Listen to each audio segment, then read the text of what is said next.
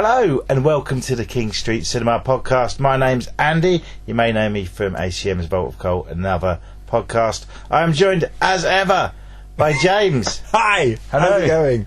King Street's very own James Rowe. That's right. So they tell me. Yes, we tell you every month. This is kind of August's episode. Yeah. We started a bit early because we want to cover some of the stuff that's coming late July. Yeah. Lots of stuff to cover. Normally we focus on one film and then just sort of talk about other stuff. But I think we're going to just talk about everything. Right? Most things, yeah. Not everything, but most a lot. Things, yeah. There's a lot of things coming for the summer. Yeah, summer holidays. Summer holidays, so we've got a lot of stuff coming up for that. Yeah. Yeah, a lot of kids' movies. Movies and some adult films as well. Of course. By adult films. Yeah. Films for adult audiences, not necessarily porno. Yes. Not necessarily. Okay. There's none of that, but a film sort of based around that. Oh, indeed, yes. That's why I said not necessarily. Okay. Yeah. So we're going to start. There's a double bill on August the 18th of two films made for adults, but a lot of us watched as kids. Yes. And in a way, I still see these as kids' films. That's because of the merchandising that came later. Yeah. So there's a double bill of James Cameron's classic 1984's Terminator. That's right. The Terminator. Yep. And a few years later, 1987, Robocop. Yeah. Not James Cameron. Not James Cameron. But Robocop was shown last year, and I think we talked about it quite a bit. Yeah, I think so. So we'll talk mainly about Terminator. Terminator 2 was shown earlier in the year. It was. So that's another classic. Indeed. But why I think these films work so well together as a double bill is you've got the android robot good guy, android robot bad guy. It was one of those things that growing up in the 90s there was always talk of, will they do a Robocop versus Terminator? I believe there was a computer game. There was a computer game. Remember it well. Yeah. Yeah. So these films made by different studios, I believe. Do you know what? I'm completely not too sure about that. I know one of them was Orion, and the other one might have been as well. I'll sadly have you stumped me there. I've got MGM in my head.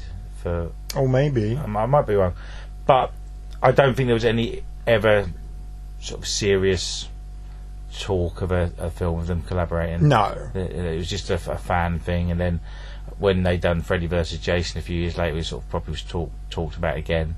And I don't think you'd have got Arnie and Peter Weller back. No, to do this. I nearly said Paul Weller.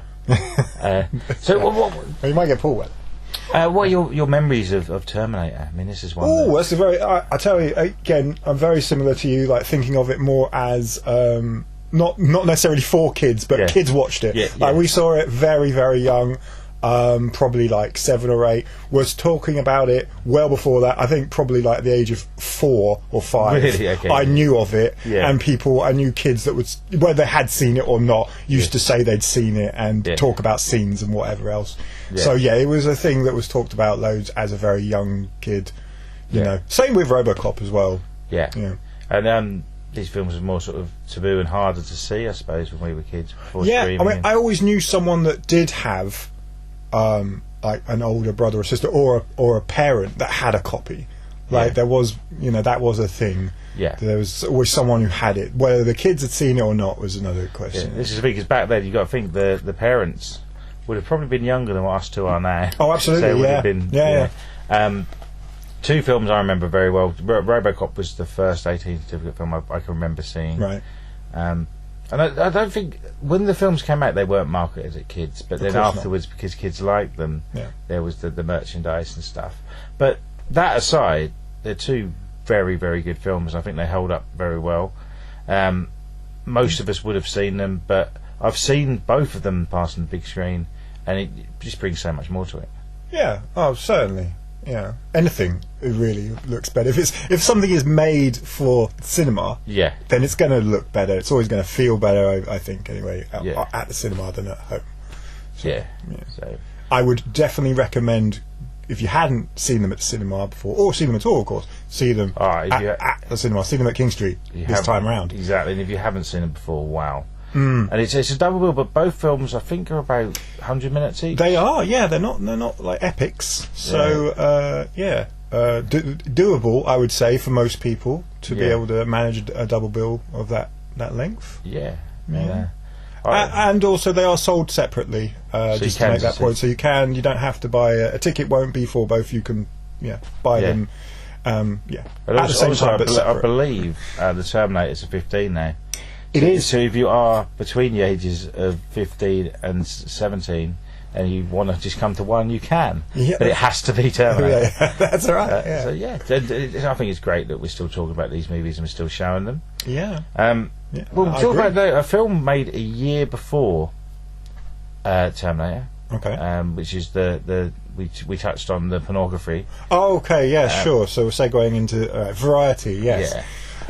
Indeed, was made in 1983, though I think released for a short time, because I think it only got a very short release, I think in 1985. And then until 2 years ago, I think it got a restoration, sort of made up, and because I'm not sure if it was released on home video or whatever, any kind of format, until very recently. Okay. Yeah. So most people would not have seen or even heard of this movie. It was a very tiny little film. I hadn't heard of it. This is a little interesting bit for me personally, looking it up, was that I hadn't have heard of it, but a lot of people involved in it I do know of. A lot of them not necessarily big names, if any big names, but just if you're interested in sort of, I suppose, American underground or experimental cinema, there are a lot of names in there that worked on this movie that have done other things as well that you might have heard of. So it's it looks like an interesting watch, I think. Yes, so the plot I think revolves around. We'll get to the plot. It was about a lady who's looking for a job, basically, and a friend tells her, "Oh, I know of one basically working in a porno theatre, on the tickets. On the tickets, basically, And she's reluctant, but does it because she's looking for a job, and basically just the people that she meets either involved with that or just in general life. It's very much a sort of, what you'd say, a kind of documentarian style film where, things feel very real, quite realistic. And if you like the whole New York of the 70s and 80s, very grimy look and stuff, it's definitely got that to it. So I'm really happy with putting it on, because it is one of those kind of lost films, and I'm very much interested in that kind of cinema. So me personally, very much. It's got a few actors who went on to become bigger in it as well, hasn't it? I mean, Will Patton, I think, was in quite a few films, generally a supporting role. Armageddon and stuff like those kind of movies, so in a sort of supporting role. Louis Gunst, I think he's been in quite a lot of things, like Carlito's Way. Recently in Wednesday played Gomez Adams, and he's in the Ant-Man films as well, I believe. Is he? Yeah, you're probably right. Is he? I'm not. I think so. I've seen him. I know him from Adam Sandler films. Yeah, he pops up a little bit in those. But so he plays a role in that, and so just thinking of people that might, if anyone does know about kind of New York underground, kind of no-wave cinema and art scene. So John Laurie does the music. He was a saxophonist, still alive, but saxophonist. He was also in movies. Did a lot of stuff early on with Jim Jarmusch. I think the writer Katie Acker went on to be quite a famous novelist, again in sort of experimental, similar to kind of a Burroughs type writer. There's sort of like people of that time, of the New York kind of underground sort of thing. Do we know much about the director?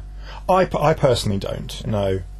So that's a shame, but I'll just say he wasn't in Ant-Man. I've got in my head that he was in the Marvel universe in some very small role. But he wasn't. I'm probably just confusing, because he's in so many Adam Sandler films and I connect the big films together. I don't know. But look at it, he's been in loads. He's been in many films over the years. Just tons and tons of stuff. More films than I've probably seen this week. That's probably true. So this is being shown from August the 11th to the 17th. Yes. So that's right. I don't think many people listening would have seen it or even seen it in the cinema. So no, I wouldn't have thought so. If like I say, I don't even know if it ever got a release over here at all. Like when it was originally, I doubt it. It probably only played in a few select theatres in the United States, I would have thought. And this is very much an underground film. This isn't sort of what you consider like an indie film of today. This is like, tiny kind of thing. These kind of movies don't generally really get made anymore, and certainly not in the way that this one was made. Just bygone. This is definitely the type of film that independent cinema should be showing. Yes, absolutely. So support it if you can. If it sounds interesting, I hadn't heard of it either, and I'm going to give it a go. Yeah, I think it's an 18 certificate, so I'm pretty sure there'll be a lot of, as I say, sort of a lot of it set in I'm guessing inside the porno theatres. Probably a lot of clips of pornographic films within it. Yeah, so in the background. In the background, stuff like that. I'm sure there'll be scenes sort of set in, sex shops and all that kind of stuff. So, if that stuff if you find that offensive, then probably stay away from this one. And just the theme of it would give it an 18 certificate anyway. Oh, without question. So I don't know. I've not seen it, so I don't know. No. And I'm guessing it will be the sort of film with quite a bit of swearing in as well. I would have thought so. Yeah. So sexual, like a lot of sex talk. Yeah. So do not go if easily offended. Yes. I love that because it's like no one thinks they're easily offended. Do they? He's like, I am easily offended. Maybe. Yeah. Maybe one or two people. Yeah. So. One thing that is offending lots of people, and not even out yet, is Barbie. Which, I don't know if it's offending. I just reading before, there's some religious groups in America kicking off about it, but I think it's something big, and so people will complain, won't they? I guess so. I mean, I have no idea about any of this. Generally don't look up that kind of stuff.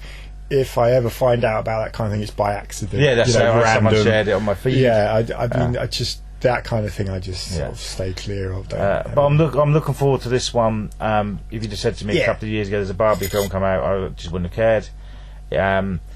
You'd have thought it'd have been sold at right young kids. This isn't. No. Great director. I would say so. She's pretty good. What's her name again? I forget her name. Greta Gerwig. Gerwig, one. Ladybird wasn't it, or Ladybug? What was the Ladybug? Oh, no, Ladybird. So I get confused. There's a film called Junebug as well, which I get them confused with.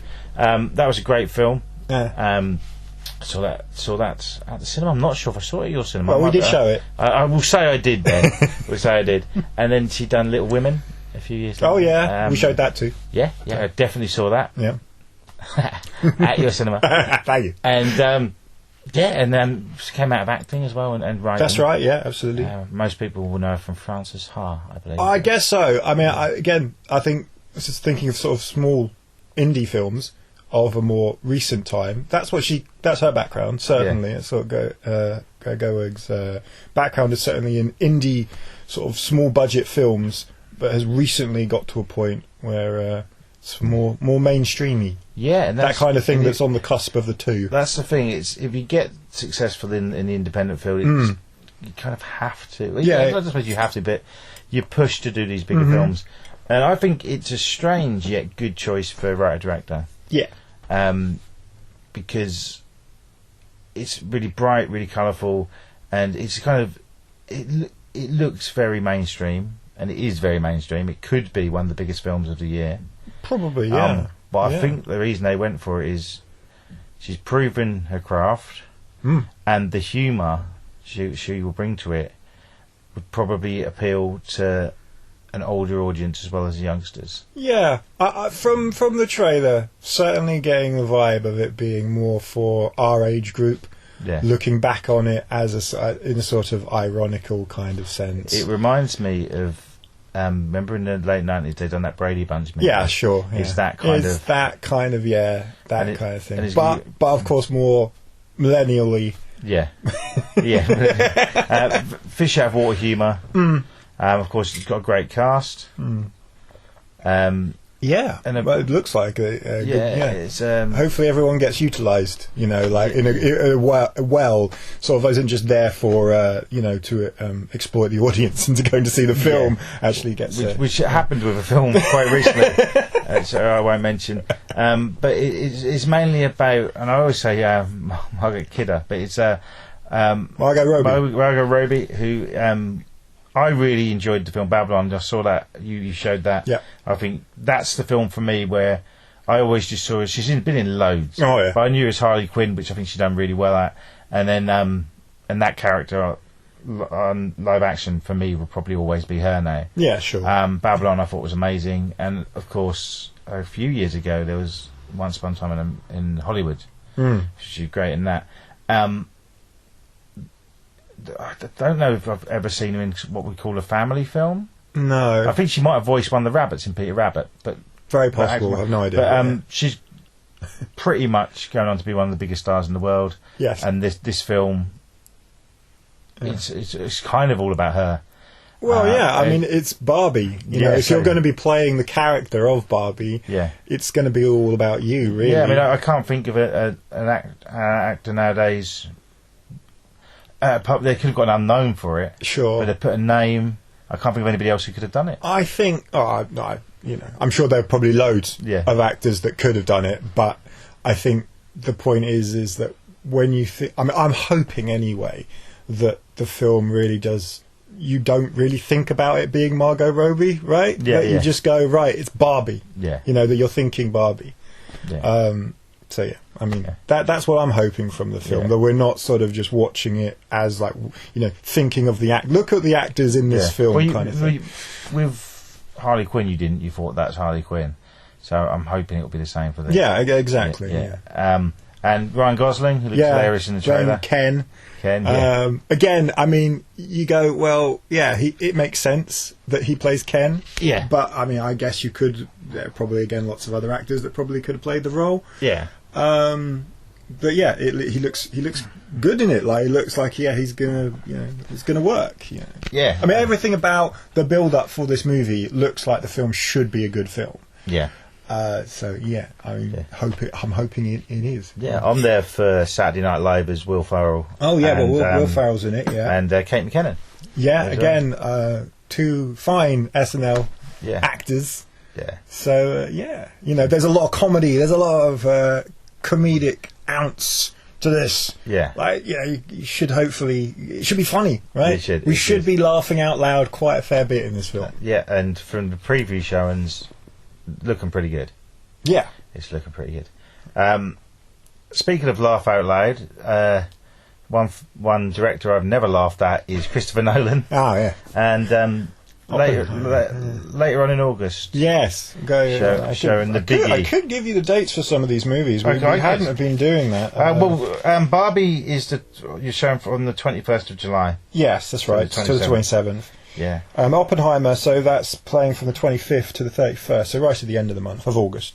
Yeah. So, that with Barbie looks like two of the big movies of the summer, maybe of the year. Oppenheimer, film about Julius Robert Oppenheimer, who's considered to be the father of the atomic bomb, so he was involved in the creation of, he was what would you call them, theoretical physicist, I think, something like that. Anyway, it's very sciencey. Yeah. So it's a biopic, which is a new thing for Christopher Nolan, I think. Yeah. Don't think he's made one of those before, so that'll be interesting. So going at a different kind of a genre, as it were. Probably still stylistically will be a typical kind of Nolan film. Yeah. So if you like Nolan, I'm sure people will probably continue loving this one as well. It's got, I don't know the technicalities of it, but I do know that there's a lot of new equipment used in the making of this movie, and it's very much being looked at from that point of view, like sold on the kind of, look at the new cameras and things that are being used for this movie. So if you're into the technical elements of making films, again, got to be a no-brainer. You go see this one. Yeah, and hell of a cast as well. Oh yeah, we do get into all that. I mean, the cast is huge. Cillian Murphy, Emily Blunt, Matt Damon, Robert Downey Jr. It just goes on and on, doesn't it? Yeah. Robert Downey Jr. has said that he thinks it's the best film he's ever been in. Well, there you go. Which makes it better than Weird Science. Come on. Well, I mean, hopefully he'll get more of a role in this than he did in Weird Science. It wasn't much of a role, was it? No. But, Weird Science is okay. I'm never massive, not a massive fan. I'll set him off. It's a John Hughes film. Oh, no. No, I'm going fine. That's one of the ones I prefer over, like, the 16 Candles and the awful Breakfast Club. Oh. and the terrible, atrocious Ferris Bueller's Day Off, which is one of the worst movies ever made. But anyway... To save us arguing, just quickly, do you like Uncle Buck? Yeah, it's all right. Planes, Trains and Automobiles. Yeah, again, it's better. These are better ones, but it's no Vacation, is it? You see, that's the one. He wrote that. I know, that's what I'm saying. Oh, okay, if we're talking John Hughes, that's John Hughes' best work, and he didn't direct it, but he wrote it. So. Yeah. Helped a lot by just Chevy Chase being brilliant. Exactly. Anyway, let's move on. So I'm looking forward to that. Yeah. I'm not big on Nolan. No, but he's a good director. It's just, I think some of the films he's made just aren't for me. I'd like the Dark Knight trilogy. Memento I really like. Yeah, it was a good film. I forgot, someone mentioned the other day he'd done Insomnia. It's a remake. Yeah, that's right. I was at Al Pacino and Robin Williams. Yeah, I really enjoyed that. So this is good because I'm interested in the story, to be honest. I like a bit of history. Yeah, and I think I've always been fascinated by the guy. If you're just talking story, yes, it's intriguing to me. The trailer does make you look pretty awesome. Yeah, got that kind of Nolan thriller attitude to the trailer, which has always made me go, yeah, I want to see that. And then I've been a little disappointed on occasion with him. Yeah, but hopefully, because this isn't a sci-fi film or some sort of fantasy that he's taking far too seriously, as it's a true story about something that is truly very important and serious. Yeah, maybe that will work in his favour. His style, that will work. Yeah, definitely. I mean, I think what's kind of, I haven't seen Interstellar, but is it Tenet and Inception? I didn't mind Inception, but I think they thought they were a lot cleverer than what they were. Yeah, that's the feeling you get, I think. And took themselves far too seriously. Whereas this, you have to take seriously. It's a very serious subject, and the faults of his films, I can't criticise. Yeah, and one thing people do criticise these films for are being too long. That's something that I think, if a film grabs you, it doesn't matter how long it is. It shouldn't do. So, and I think with this, I think the length will actually be to its favour, because often with biopics they gloss over a lot of things. Hopefully this will cover what needs to be covered in enough depth. Yeah. I mean, the film, going back to Robert Downey Jr., the film Chaplin, I think that film's good, but that's 2.5 hours and it covers his whole life. Yeah. And it's almost like watching a trailer for his life opposed to a film about his life. Agreed, yeah. Whereas this, I think... Yeah, it should have more depth to it. Yeah, and it's been a while since his last film, so I think his... Who are we talking about? Robert Downey Jr.? Sorry, okay, Christopher Nolan. So I think this is... It's not that's get a big film out just to make money. It's a passion project. Yeah, hopefully. I don't know. When did Tenet? Wasn't that his? Well, that was like that came out that in between lockdowns. That was the big. You can go to the cinema again. Oh, was it? So a couple of years now. Yeah, it must have been. I mean, considering that this is his films are big projects. Yeah. I'm sure that it takes quite a while for them to be made and obviously finalised, because I'm sure a lot's done in post production. But yeah, I mean, that's pretty quick, I think, isn't it? Sort of a couple of years of film. Well, I think he tended to. I suppose it might have seemed like he had more come out because of the Batmans one after another.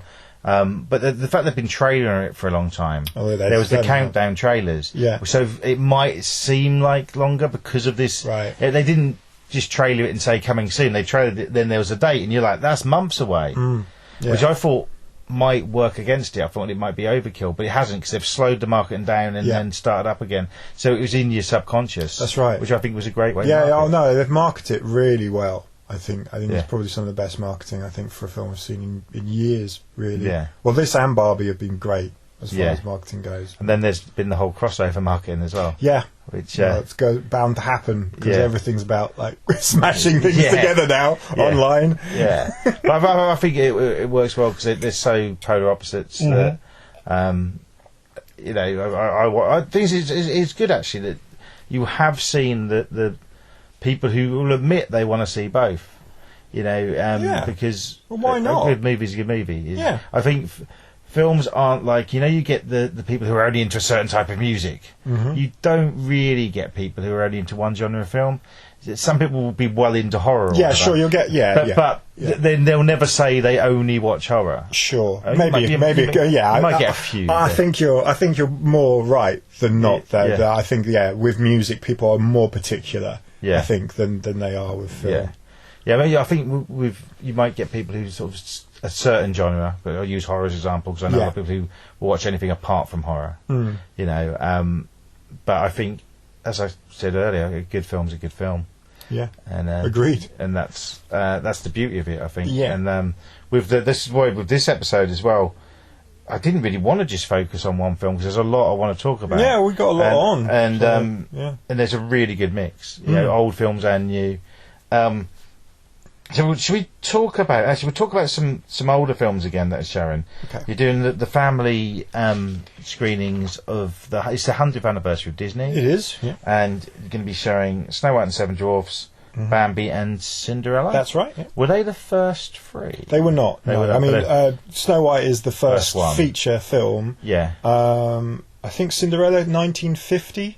Okay, so and Bambi again, something I think I'm probably really wrong here, but around that time as well. I think early 50s. They're definitely the earlier ones. Oh, certainly the earlier ones. But you know, you had Fantasia and Pinocchio and stuff. They came before Cinderella.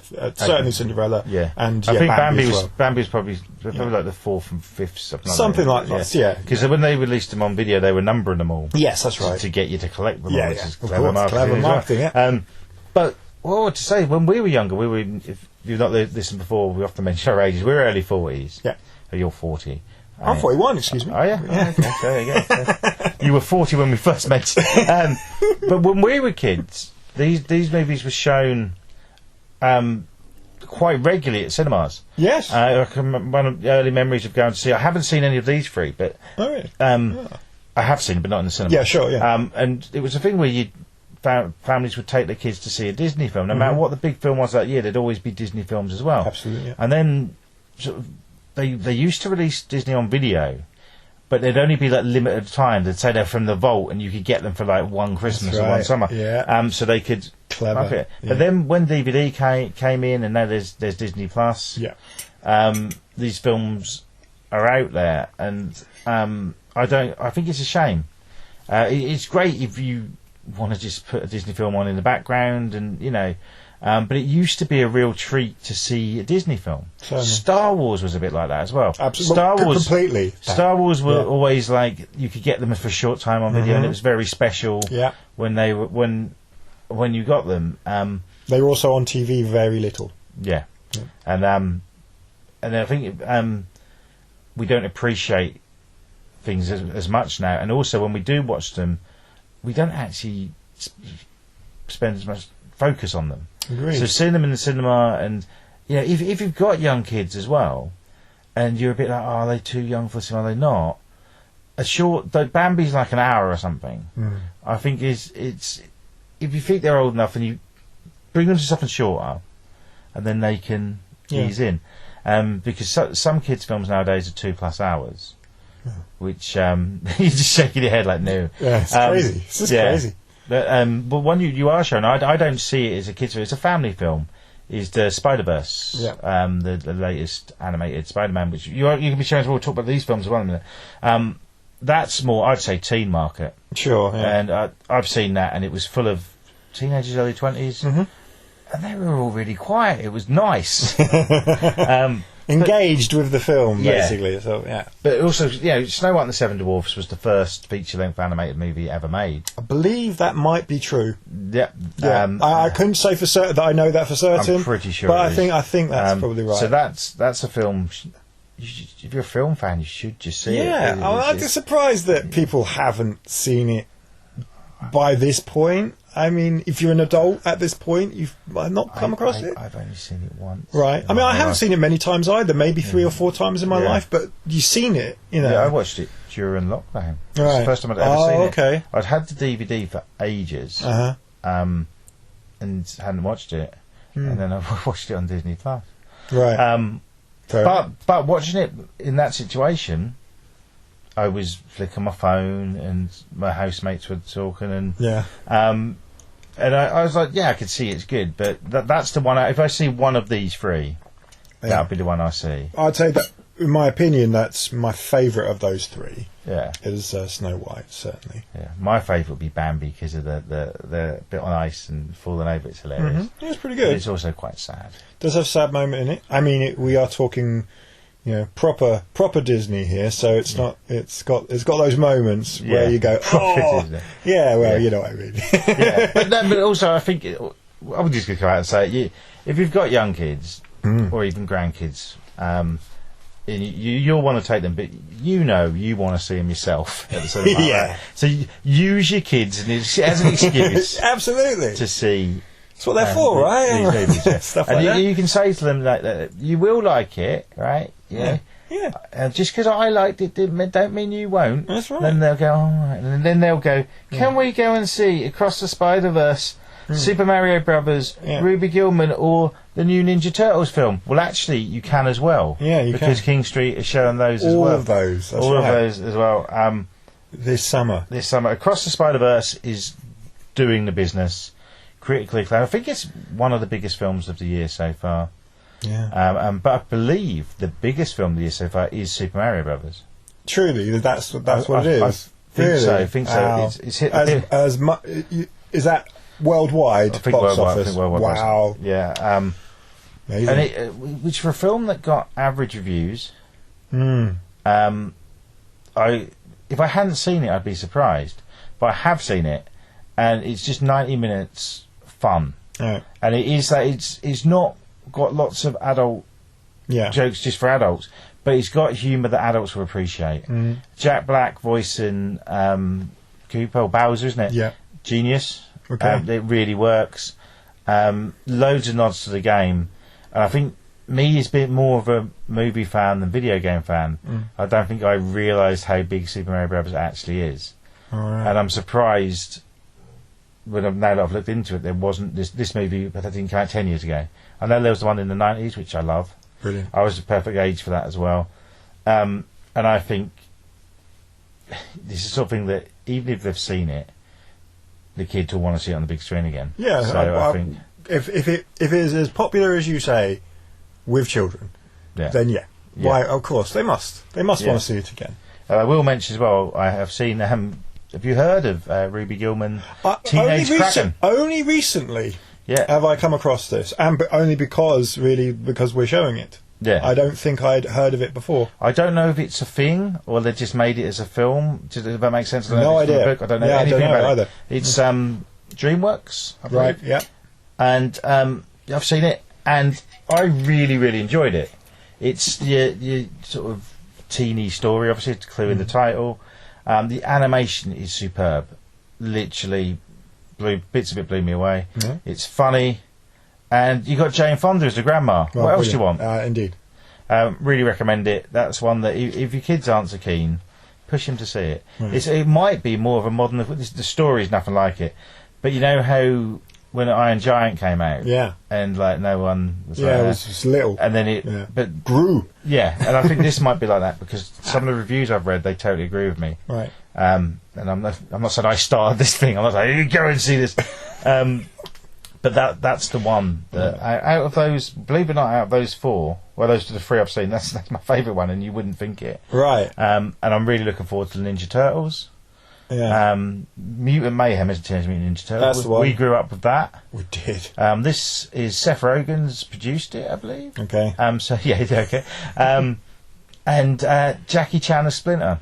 Well, I mean that sounds good, doesn't it? Yeah, that does sound like something you want to see it just for that, really. Yeah. And the animation from the trailer looks great. It looks a bit Spider-Verse like. Right. Yeah, I'm looking forward to that. Yeah.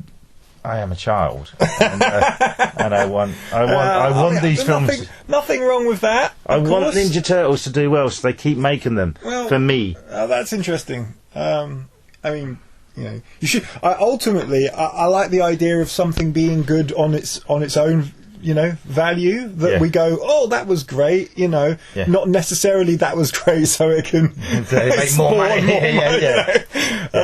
You mean like Ruby Gillman? Right. I don't know. Well, there may be more of those coming up. Who knows? They should leave it. They should leave it. Leave it with perfection. Okay. So there's a lot of family films. It's going to be good. It's going to be good. And doing afternoon showings of these. Yeah. Definitely. Yeah. So they'll be on the weekends for the kids and that. Yeah. Saturday. Even though it is the holidays, I'm pretty sure that there will be a Saturday matinee. Yeah. Sort of deal. Cool. Yeah. And lots of popcorn thrown away. Well, we got the popcorn for it now. Yeah. So if you're into popcorn, we have that too. So come along for the popcorn. Yeah. Let's go serious again now. All right. We've got a couple more serious films to talk about. Medusa. Okay. Which is being shown July the 21st to the 27th. I believe it's Brazilian. That is probably right. It looks... this is one for me, I'm just going to, be complete honesty. No, almost nothing about. It was a late comer to the schedule. So I personally don't really know anything about it. Got a dark-looking trailer. People wearing masks. Yeah. It looks a bit folk horror-y. Right. But reading into it, I've heard it's quite kind of Italian horror. Or a giallo type thing. Kind of inspired. And then David Lynch's name's come up as well. See, this is all sounding really good, isn't it? I mean, this is all sounding... And I'd not heard of it until I saw the trailer this weekend. I went to see two films... which I'll talk about actually because I really enjoyed them. I think I trailered it for both the films. You possibly did. And I was just like, that looks good. And then I was listening to another movie films podcast to learn how it's done properly, then ignoring everything. Good. And they got a short review, but they loved it. Right. So this is one I'm going to definitely go and see. Oh, good.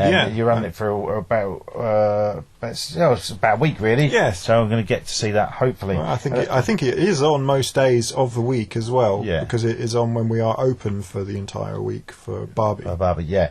So it looks dark. It looks good. It looks good. And another one I'd not heard of, and you trailered this before. Hello Bookstore. Yes. This is called Small, Slow but Steady. That's right, Japanese movie. It's based on which I do know a little bit about. It's a true story, yeah. Yes. I'll let you elaborate. I personally... I know it's a true story about a deaf boxer. Yes, basically. And it looks lovely. It looks like one of those lovely little films about real people.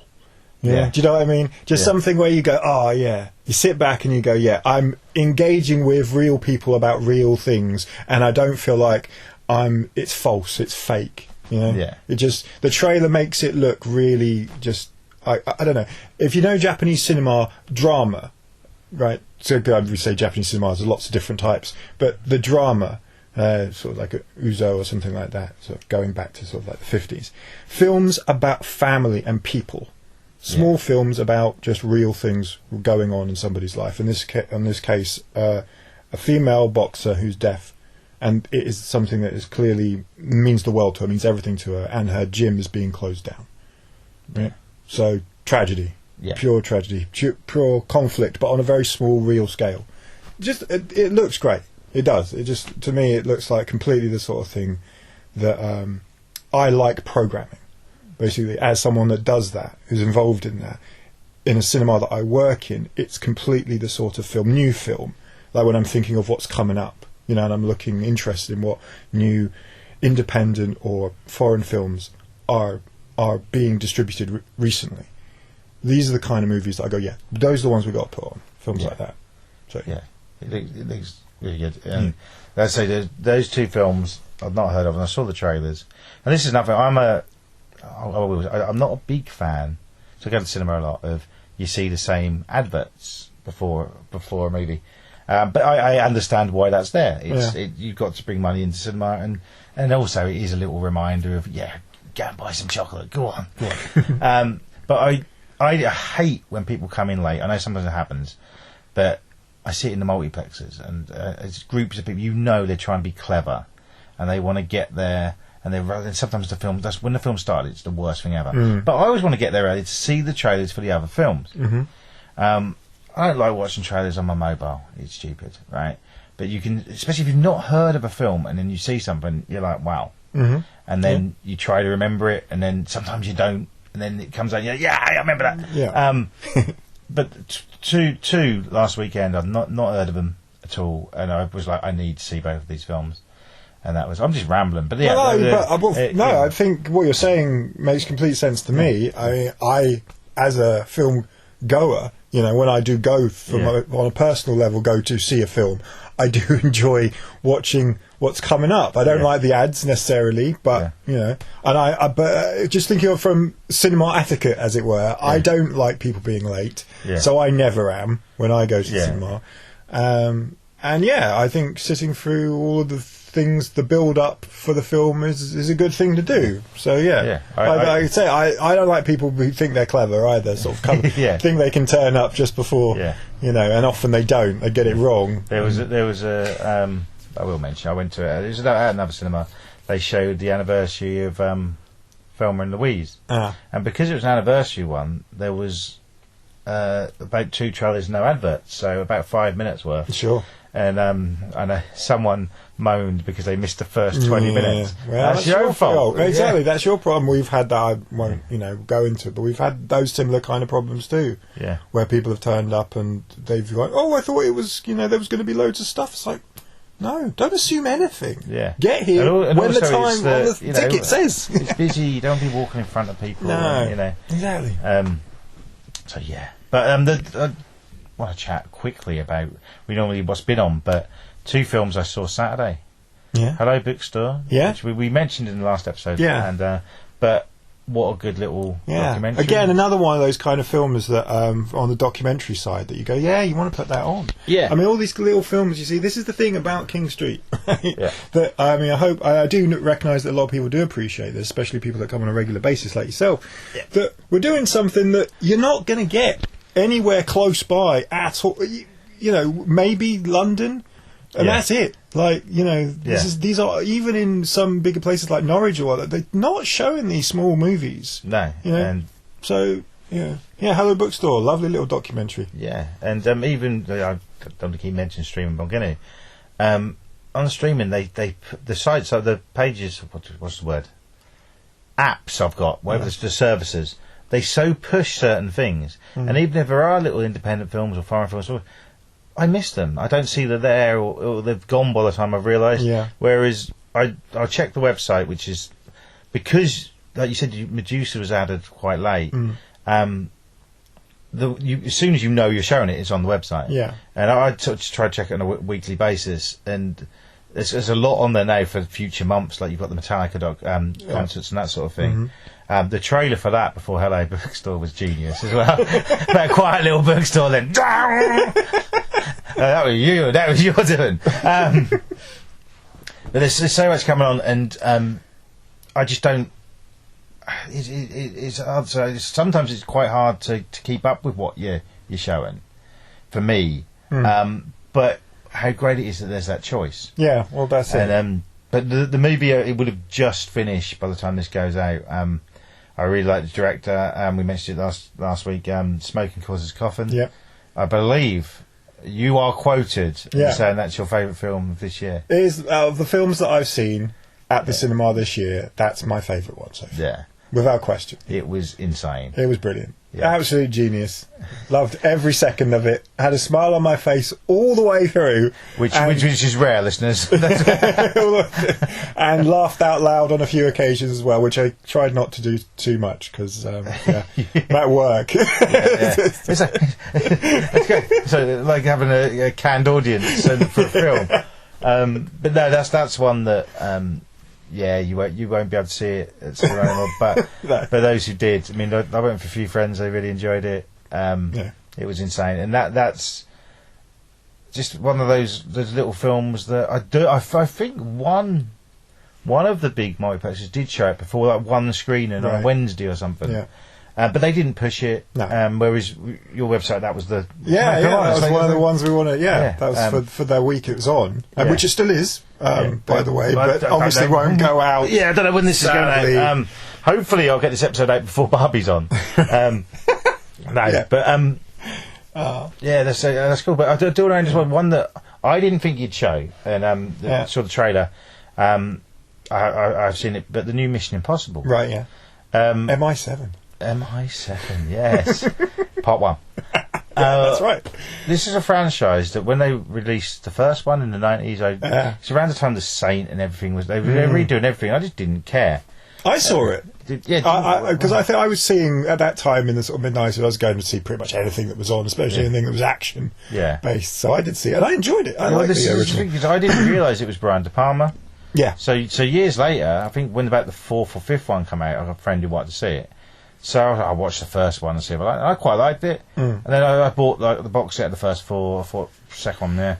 But third and fourth, I think that they've got really good. And as well as liking independent, I do like a good blockbuster, right? Yeah.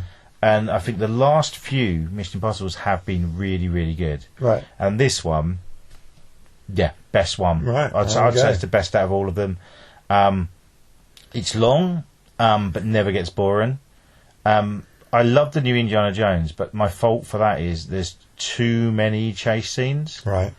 For nostalgia and the fact that it's Indiana Jones, I loved it. But some of the chases just like, what, this is going forever. Whereas in this, there's a lot of action, a lot of chase scenes. There's one massive sequence at the end what goes on for a long time, but that's the point. Right. And it's so ridiculous that you're cheering. Okay. It's that sort of... Okay. Simon Pegg's in it, obviously, and he's got a great cast as well as Tom Cruise, who he's good in it. Well, I'm sure he is.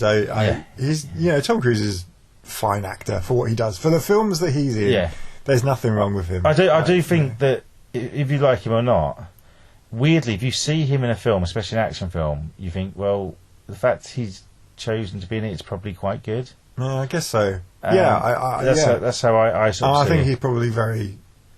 He considers what he's in, doesn't he? Yeah, very much so. Obviously, I mean, he doesn't have to worry about getting a job, so when he's doing work, I'm sure he's like, okay, good. And I'm sure he's a producer on everything that he works on, so he has a lot of say on how it's made. Yeah, he doesn't want to be in something if it's not special. That's the way I look at it. No, I agree. And probably a bit of a perfectionist. Oh, I would say so. Yes. Yeah. But he was very good in Tropic Thunder as well. He was best role. And, I forget he was in one of the Austin Powers, wasn't he? It was a cameo. He was, yes. Yeah. The third one when everyone's in it. But no, it's another one that a lot of people might have seen, but I think you're getting it that little bit later. So I think it will be the people will either want to see it again. Or if you're anything like me, sometimes when a big film comes out, you're like, oh, bugger that. Everyone wants to see it. But then you think about it, you're like, yeah, well, I want to see that. Yeah, okay. And, but like, I believe, I might have seen Maverick at your one last year. I don't know. But we did show it. Yeah, but it's well worth a watch. Well worth a watch. That's...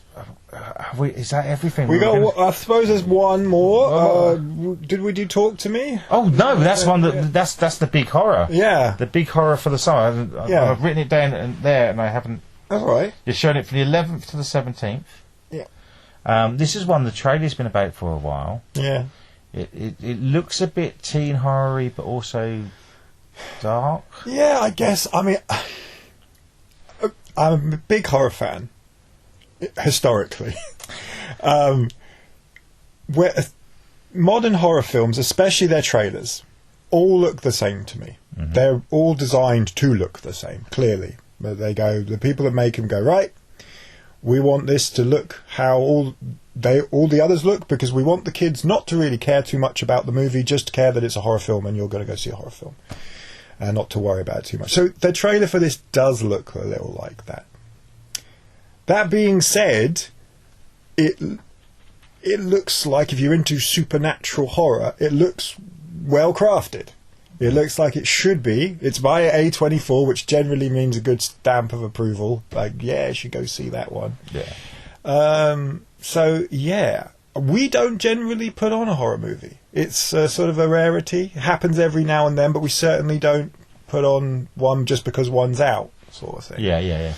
So, yeah, there's got to be something to this, I would have thought, that might make it stand out between, above all the other horror movies. It's done the festivals and stuff, and I think the horror community are liking it a lot. It's getting a hell of a lot of good press for a horror, for when talking of horror. Yeah. This is a film that came out a few months ago.